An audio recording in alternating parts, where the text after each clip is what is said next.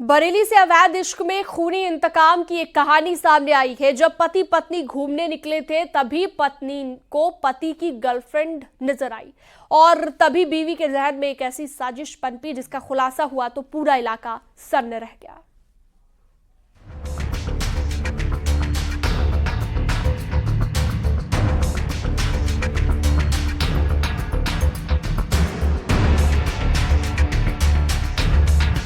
Girlfriend को बुलाया, बीवी के साथ घुमाया।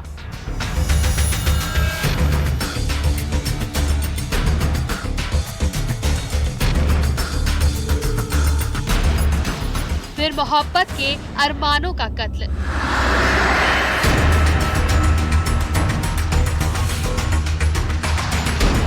बरेली पुलिस को खबर मिलती है कि नवाबगंज थाना इलाके में एक लड़की की लाश पानी में तैर रही है।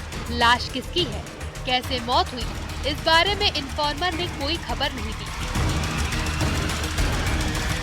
लिहाजा फौरन पुलिस मौके पर पहुंची और लाश को बाहर निकाला तो मौकाए वारदात के मंजर ने हिला कर रख दिया।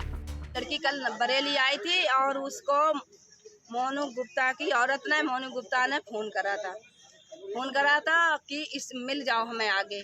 तो जी आगे मिली तो उस लड़की ने, इस औरत ने गाड़ी और पर्स वहीं रखवा दिया, इसको गाड़ी में बैठा के ले गई।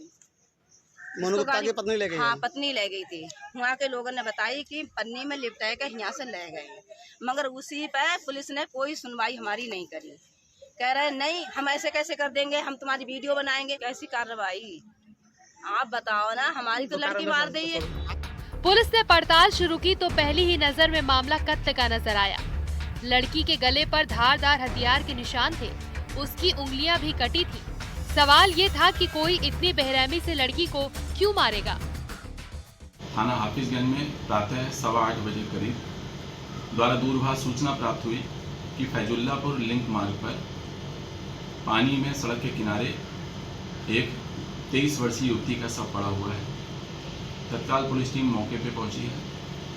शव को प्रथम दृष्टया देखने पे उसके सर पर पीछे की तरफ खूनालूदा चोट के निशान तथा हाथ पे कटे का निशान दिखाई दे रहा था। शुरुआती जांच में ही पुलिस को ये खबर मिली कि लड़की के मोनू गुप्ता नाम के शख्स से जान पहचान थी।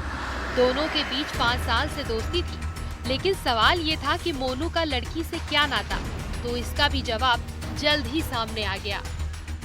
नवाबगंज के रहने वाले मोनू गुप्ता किराने की दुकान चलाता है और उसके किराने की दुकान पर जो मृतका है वो जाया करती थी। धीरे धीरे उनकी नज़दीकियां बढ़ गईं और इस बात को लेकर 5 साल हो गए। ये जो मोनू गुप्ता है, इस पे जो आरोप लगा है, इसकी इन्हीं बातों को लेकर उसकी पत्नी से नाराजगी रहती थी। रविवार रात लड़की अपनी फुफेरी बहन के साथ स्कूटी से घर जा रही थी। तभी रात में मोनू गुप्ता अपनी कार से पहुंचा। मोनू के साथ उसकी पत्नी भी थी, लिहाजा लड़की मोनू के साथ कार में बैठ गई और इसी के बाद वो लड़की अचानक गायब हो गई। इसमें और गहनता से जानकारी करने पर पता चला कि विगत रात्रि थाना हाफिजगंज में ही एक मुकदमा अपराध संख्या 299/24 अंतर्गत धारा 87 भारतीय न्याय संहिता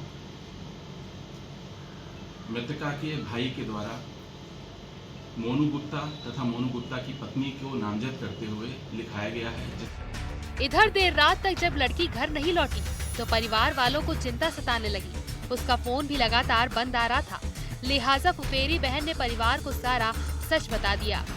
कहानी समझ आते ही पुलिस ने पहले किरदार यानी मोनू की पत्नी को पकड़ा, जिसने पूछताछ में सारा सच उगल दिया।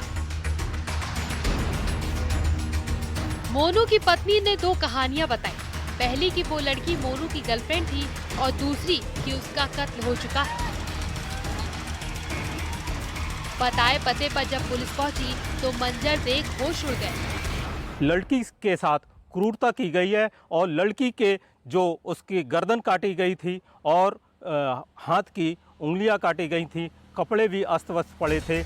पुलिस की जांच में पता चला कि 1 साल पहले मोनू इसी लड़की के साथ कचहरी के गेट पर देखा गया था, जिसके बाद पहले तो लड़की के परिजनों ने मोनू को पीटा था, फिर मोनू की बीवी ने भी उसकी पिटाई की थी, जबकि उसने पहले ही लव मैरिज की थी। अब सवाल ये है कि क्या इस कत्ल में मोनू की बीवी शामिल है?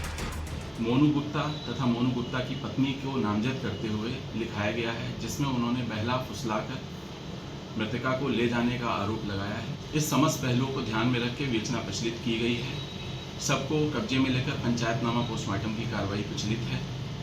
शीघ्र ही नामित अभियुक्तों को गिरफ्तार कर घटना का संपूर्ण खुलासा किया जाएगा और आवश्यक विधिक कार्रवाई संपादित की जाएगी। फिलहाल पुलिस ने जांच तेज कर दी है। अब तक की कहानी से कातिल का पता साफ साफ चल रहा है। फिर भी केस के दूसरे पहलुओं पर भी जांच जारी है। जल्द ही आरोपी सलाखों के पीछे होंगे। बरेली से न्यूज़ 18 के लिए चितरंजन की रिपोर्ट।